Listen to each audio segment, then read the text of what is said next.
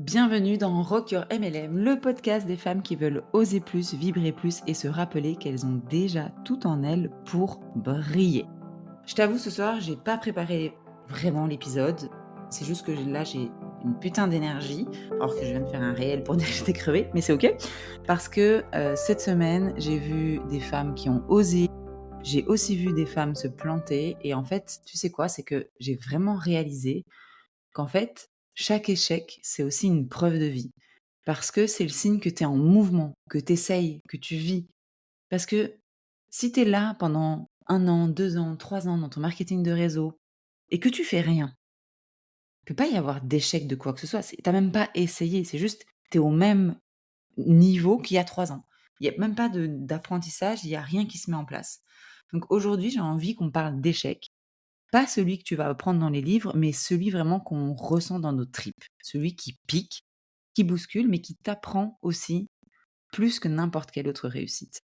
Parce que le premier point que je vais aborder, c'est que l'échec, ce n'est pas la fin, c'est ton entraînement. Tu sais, la plupart des gens ont une phobie de l'échec. Pour eux, impensable d'échouer.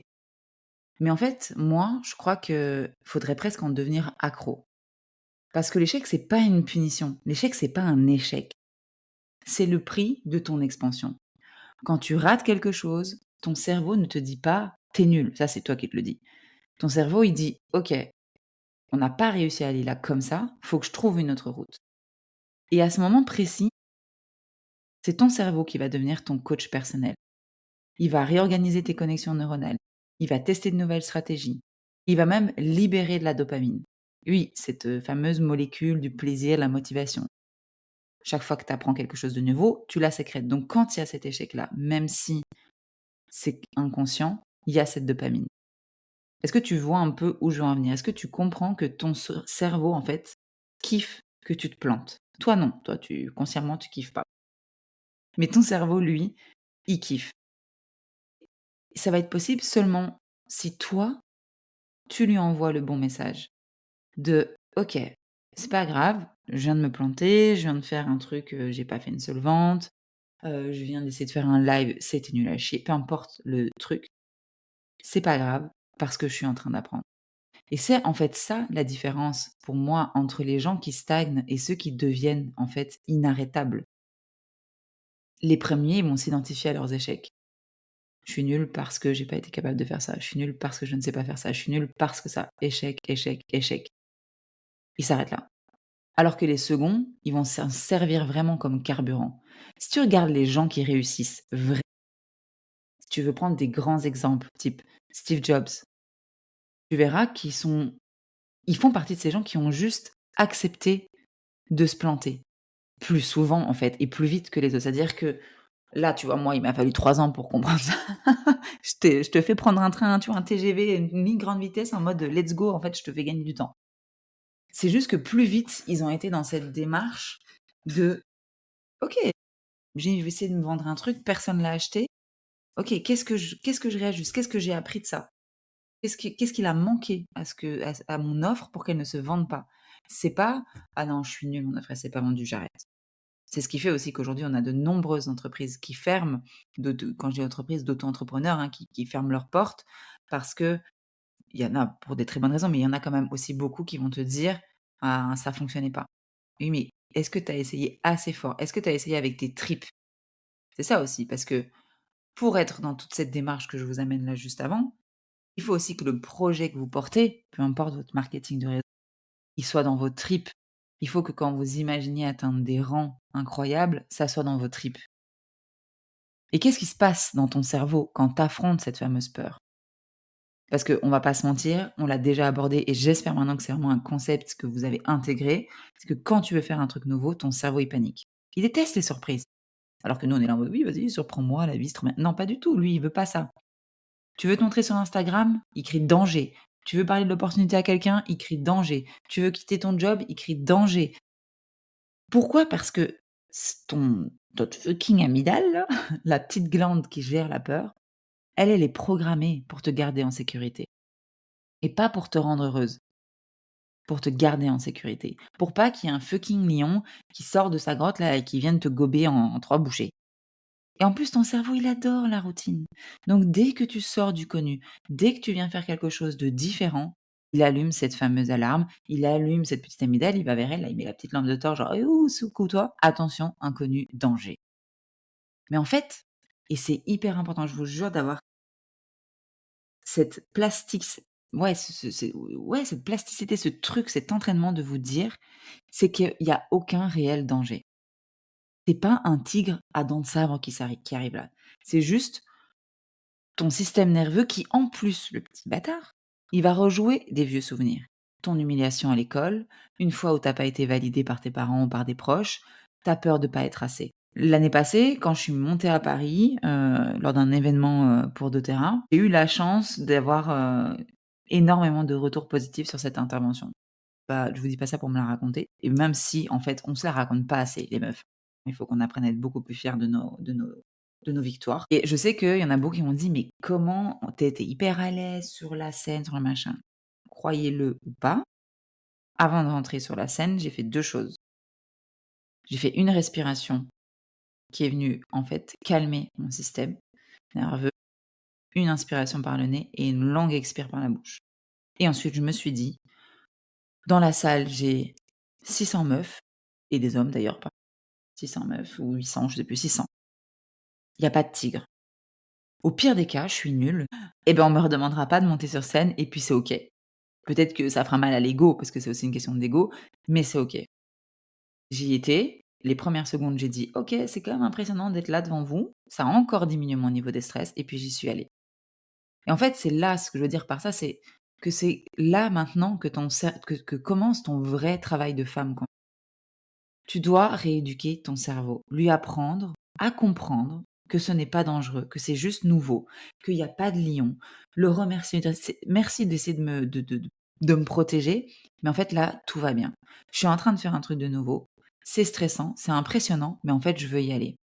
Parce que du coup, à chaque fois que tu vas y aller, à chaque fois que tu vas faire ce truc qui va te sortir de ta zone de confort, tu vas reprogrammer ton cerveau et tu vas lui dire: «Je peux être en sécurité dans l'inconfort». Voire même mieux, j'apprends dans l'inconfort, et du coup, tu vas même arriver à un moment donné où tu vas aller chercher cet inconfort, et quand tu vas te dire ça, il y a un truc magique qui va se passer, c'est que ton amygdale, elle va se calmer, ton cortex préfrontal, il va reprendre le contrôle et tu vas gagner en puissance, et ça, c'est littéralement, hein, muscler ton courage.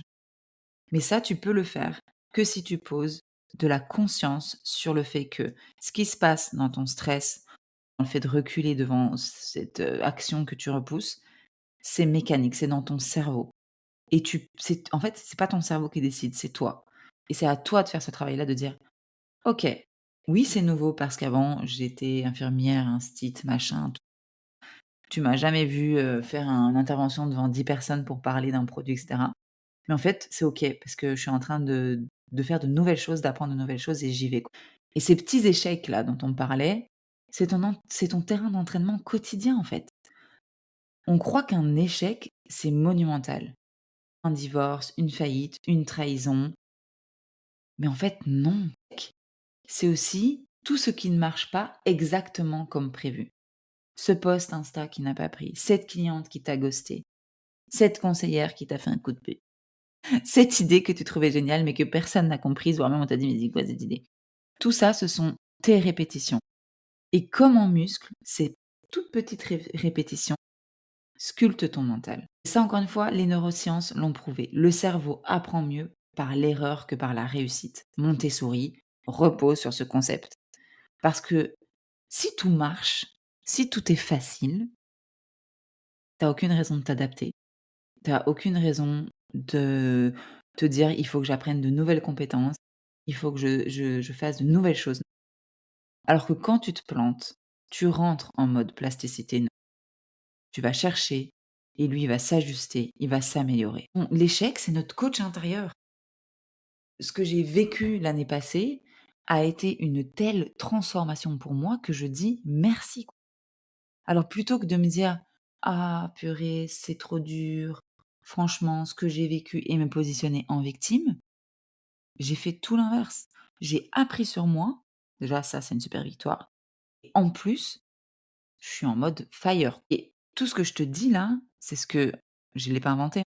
Je j'invente pas des concepts, enfin, j'aimerais bien un jour, mais pour l'instant, non. C'est ce que David Laroche appelle le muscle de l'apprentissage. Plus tu échoues consciemment, plus tu renforces ton pouvoir d'action. Et quand tu vas comprendre ça, là, tu vas commencer à jouer dans la cour des grands.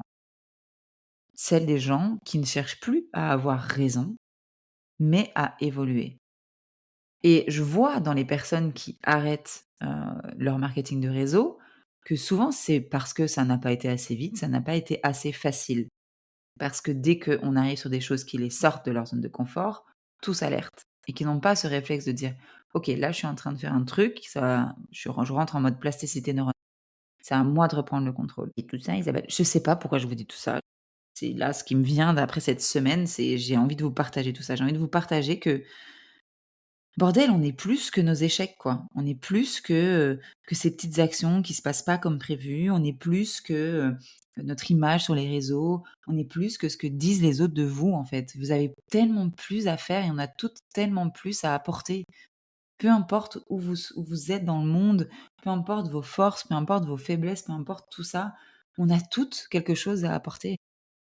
Je discutais avec une amie à moi qui me disait: «Ah non, mais tu sais, moi, je suis pas» qui est pas du tout dans le marketing de réseau, on parlait d'un programme, et elle me dit: «Mais oh non, mais tu sais, moi, je suis pas une leader, j'ai rien à faire avec vous et tout». Mais en fait, être leader, c'est pas juste des grandes personnes qui ont des grandes équipes, c'est autre chose aussi leader.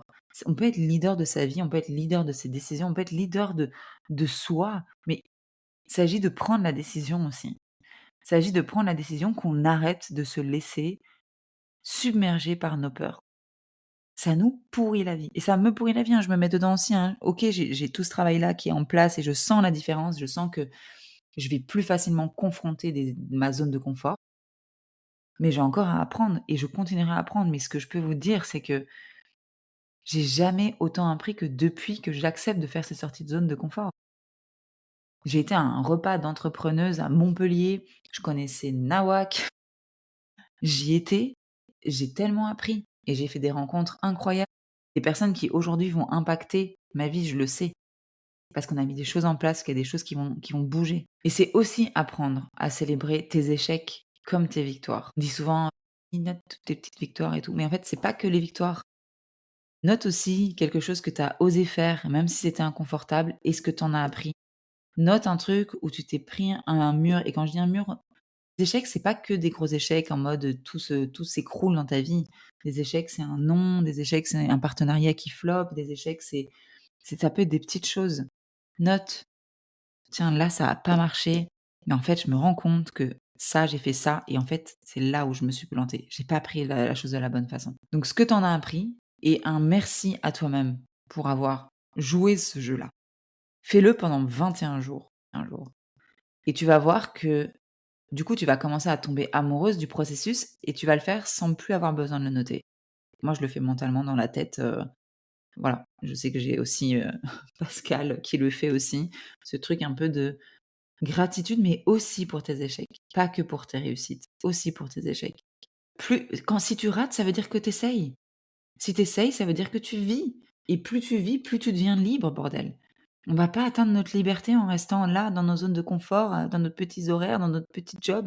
Pas de petit job, hein, quand je dis petit job, chacune, elle voit ça comme elle le veut. Il y a pas du tout de jugement quand je dis ça. Mais l'échec, c'est pas une chute. Même si c'est dur à voir au moment où il a lieu. Je suis d'accord avec vous, hein, je vais être la première à vous le dire. Au moment où il y a un échec, en tout cas ceux qui font mal, on voit que le vide en dessous. Mais vraiment, en fait, c'est un saut. Et oui, parfois, on ne sait pas du tout où on va atterrir. Mais en fait, il y a une vérité à imprimer, c'est que peu importe où vous allez atterrir, ça va toujours être un peu plus haut que là où tu étais. Et c'est ce qu'on appelle l'effet cumulé. L'épisode n'est pas très long. Pour conclure, j'aimerais juste dire qu'en fait, tu rien à prouver, pas besoin d'être parfaite. En fait, c'est juste une question d'oser. Et oser pour toi sera pas la même chose qu'oser pour moi et sera pas la même chose qu'oser pour une autre. On a toutes une ligne de départ qui va être plus ou moins haute ou plus ou moins basse dans d'autres domaines. Ce qui est peut-être difficile pour toi l'est pas pour d'autres. Mais en fait, l'échec n'existe pas. Il y a que du feedback et c'est vraiment ça important. Et encore une fois, David Laroche, le Roche, désolé David, David Laroche le dit très bien. Le seul échec en fait, c'est de pas avoir essayé. Même en plus beau français d'ailleurs, c'est de ne pas avoir essayé. Donc, j'allais presque te dire: «Promets-moi une chose», mais en fait, promets-toi une chose. Ris, relève-toi et retourne jouer encore et encore et encore. Parce que c'est de ça que naissent, j'allais dire les femmes puissantes, mais je sais qu'il y a des hommes qui m'écoutent, mais les grands leaders. Et là, on est dans le thème du marketing de réseau, mais ça marche dans tous les domaines de vos vies. Ce podcast, il peut être écouté par des femmes au foyer, il peut être écouté par des salariés, peu importe, parce que cette notion, elle est valable même si on n'est pas entrepreneuse. Inspire celles qui bougent les lignes, celles qui ne laissent pas la peur décider à leur place, hein. Vraiment essayer de vous dire ça: «J'arrête de laisser ces fucking peurs me péter la vie. Putain, on en a qu'une, quoi». On va faire quoi? On va se regarder toute la 85 ans avec nos plaids, citrouille et se dire: «Ah ben merde en fait, si je l'avais fait, si j'avais essayé, peut-être que». Je pense que je vais vous laisser là parce que ça y est, je crois que j'ai dit ce que j'avais envie de dire. J'espère que je vous ai pas trop perdu parce que comme je dis, je l'ai pas spécialement préparé et je pense que c'est bien aussi d'avoir des fois des choses un peu plus, voilà, juste déposées comme ça avec l'énergie du moment. En tout cas, n'oubliez pas que si cet épisode vous a plu, en tout cas allumé un petit feu à l'intérieur, de le partager sur les réseaux sociaux ou en tout cas à une femme qui a besoin d'entendre ça. Et puis surtout, si tu veux m'aider à faire, rayonner Rock Your MLM, n'oublie pas de t'abonner et de laisser 5 étoiles et même encore mieux si tu as le courage, un petit commentaire sur, Spotify, Apple Podcast ou peu importe la plateforme où tu m'écoutes. Parce que j'ai pas fini de faire parler avec ce podcast, et je sais qu'il va prendre aussi d'autres directions. Vous voyez, ma prochaine zone de confort, c'est d'inviter, des personnes, connues à participer à ce podcast et peut-être que je me prendrai des noms, mais j'apprendrai et puis si elles disent oui, ben, c'est vous qui apprendrez plein de choses. Je vous remercie pour votre écoute, votre fidélité, vos retours vraiment que je reçois presque tous les jours sur mon podcast. En tout cas, sachez que je le fais avec le cœur. Recevoir vos mots, et vos témoignages sur les prises de conscience que vous avez eues sur ces épisodes, ben, c'est juste ça qui me porte chaque jour et c'est aussi pour ça que je suis là ce soir parce que j'ai eu droit à de beaux retours ce soir. Je vous laisse là, je vous souhaite, une très belle journée, très belle soirée suivant quand vous écoutez. Prenez soin de vous et surtout, laissez pas cette fucking peur vous guider. Défoncez-vous, sortez de vos zones de confort et brillez. Bye.